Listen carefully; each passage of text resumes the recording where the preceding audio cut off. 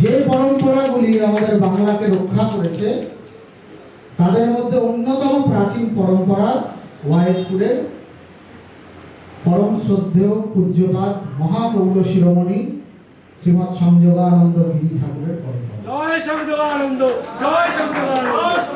তো এই সংযোগানন্দ গিরি ঠাকুরের এই পরম্পরা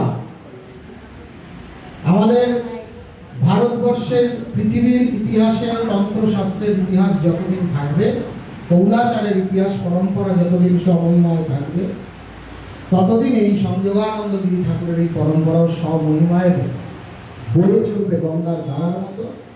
এবং আমি আনন্দিত, আপ্লুত এবং অত্যন্ত ধন্য মনে করছি এখানে আসতে পেরে।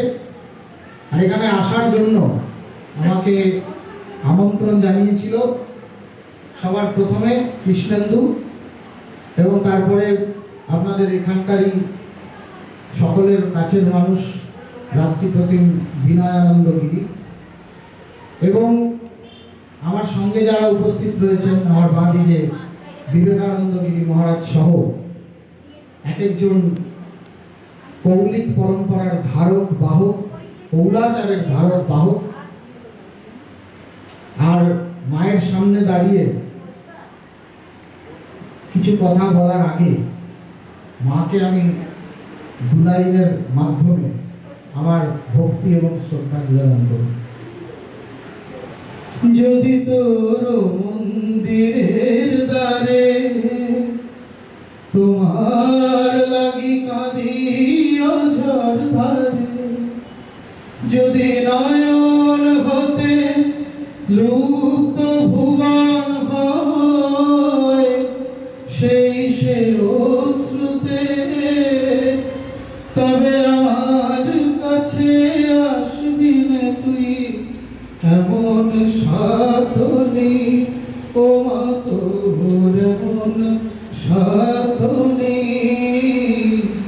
আমি মন্ত্রতন্ত্র কিছুই জানি নে মা, শুধু যা জেনেছি সেটুকু লয়ে তোরে ডাকার মতো ডাকতে যদি পারি, তোরে ডাকার মতো ডাকতে যদি পারি, তবে আসবি না তুই এমন সাধনী।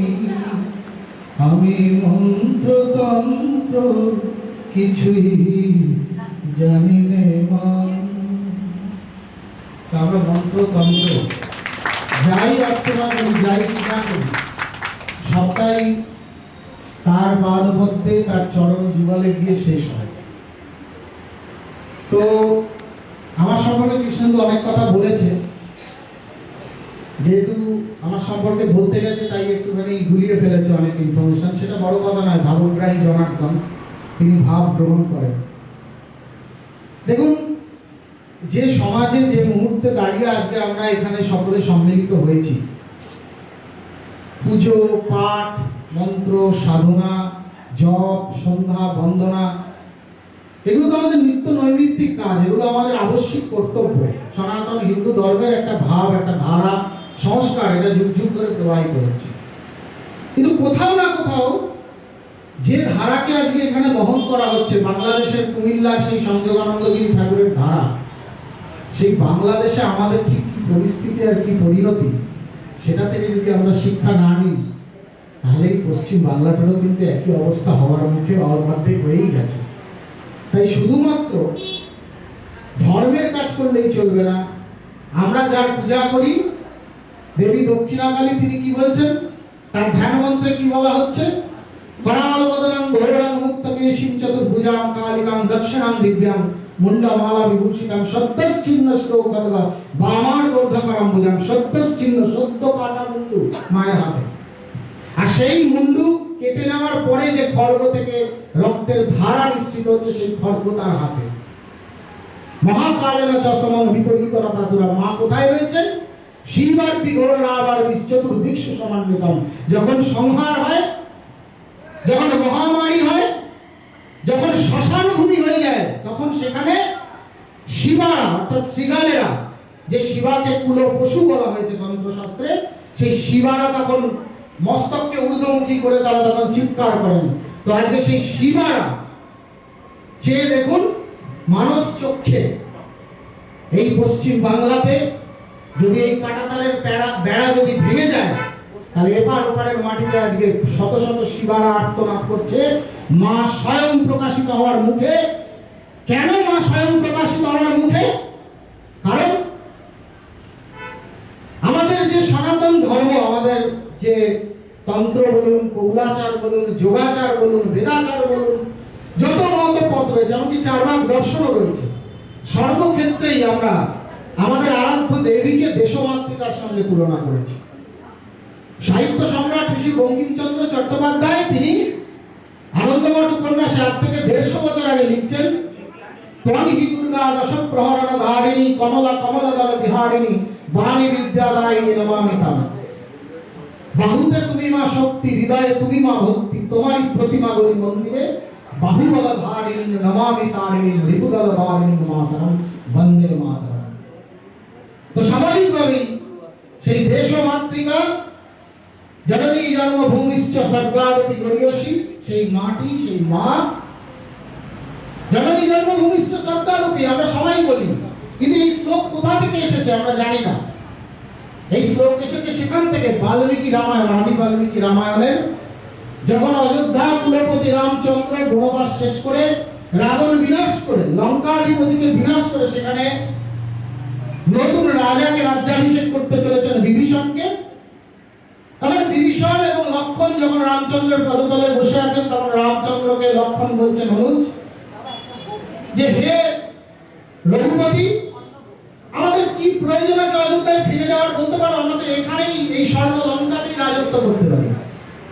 তখন ভগবান শ্রীরামচন্দ্র তার ভাইকে এবং বিভীষণকে বলছেন, অপি স্বর্ণময়ী লঙ্কা নামে লক্ষ্মণ রোচতে জননী জন্মভূমিশ্চ স্বর্গাদপি গরীয়সী। যে যতই সুবর্ণ লঙ্কা হোক, যতই বিভব হোক, বৈভব হোক, যতই অর্থ থাকুক, যতই সোনা থাকুক, কিন্তু আমার জননী, আমার জন্মভূমি, আমার দেশমাতৃকা আমার কাছে স্বর্গের থেকেও শ্রেষ্ঠ, স্বর্গের থেকেও প্রণম্য।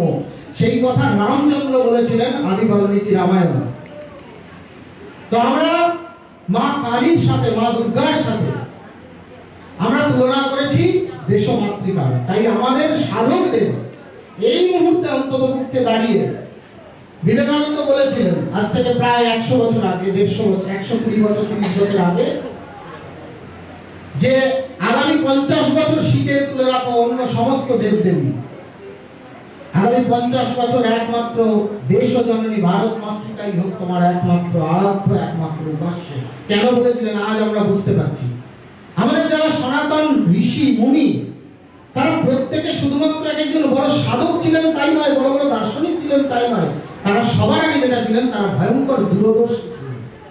তাদের দূরদর্শিতা তাদেরকে দেখিয়েছিল বারবার যে এই ভারত ভূমি বারংবার খণ্ডিত হবে, এই সনাতন হিন্দু ধর্ম বারংবার রক্তাক্ত হবে। যাই হোক, আমি এসেছিলাম এক কথা বলতে, কিন্তু কৃষ্ণেন্দুর ইন্ট্রোডাকশনে আমার সব গুলিয়ে গেছে। তো যাই হোক, আজকে এখানে এসে আমি তো বাংলাদেশ যেতে পারি, বাংলাদেশ যাওয়াতে আমার নিষেধাজ্ঞা আছে। কেন নিষেধাজ্ঞা আছে সেগুলো বলার জায়গা এটা নয়। তো বাংলাদেশের ওয়াইদপুরে আমি কোনোদিন যেতে পারবো কিনা জানি না, তবে গড়িয়ার এই ছোট্ট ওয়াইদপুরকে আমি এখানে এসে সংযোগানন্দ গিরি ঠাকুর, জগদানন্দ গিরি ঠাকুর এবং মায়ের হিরণ্ময়ী গিরি মায়ের এই সমাধি মন্দিরে এসে আজ আমি আপ্লুত, আনন্দিত। কারণ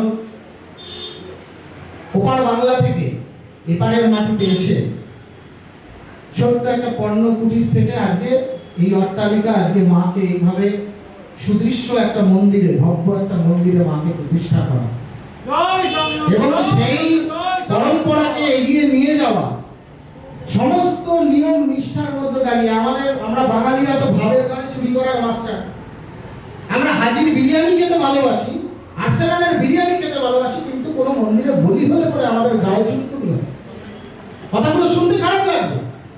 যে বলিদানের প্রথা আমাদের শত সহস্র বছরের পরম্পরা, আমরা বৈদিক অগ্নিষ্টম জাত থেকে শুরু করে বেদে পর্যন্ত বলিদানের বিধান রয়েছে। কোন পশু কিভাবে বলিদান করা হবে তার শাস্ত্রীয় বিধিবিধান আছে। আর আমরা এই কৌলাচারের মাটিতে, মা ভবতারিণীর মাটিতে, কালীঘাটেশ্বরী গঙ্গাধিষ্ঠাত্রী দক্ষিণাকালীর মাটিতে আমরা বাঙালিরা দিব্যজ্ঞানী হয়ে গিয়ে কাণ্ডজ্ঞানে বিসর্জন দিয়ে এখন বলিদান বলিপ্রথার বিরোধিতা করার জন্য সবাই রাস্তায় নেমে পড়েছে। বিরিয়ানি খেতে আপত্তি হয় না, চিকেন বিরিয়ানি, মটন বিরিয়ানি গপ গপ করে সাঁটাতে অসুবিধা নেই, কিন্তু কোনো মন্দিরে যদি বলি হয় আমাদের তখন 14 পুরুষ উদ্ধার হয়ে যায়। এই মন্দিরে বলিদান হয়, এটা হচ্ছে আরো সবচেয়ে বড় গর্বের বিষয়। কারণ এই মুহূর্তে জয় মা এক হাতে থাকবে খড়গ, এক হাতে থাকবে খড়গ, ব্রাহ্মণের ব্রহ্মতেজ, অন্য হাতে থাকবে ক্ষত্রিয়ের ক্ষাত্রতেজ। তবেই ধর্ম রক্ষা হবে। আর সেই ধর্ম রক্ষা হওয়ার সাথে সাথে আমার আশপাশের মাটিও সুরক্ষিত থাকবে।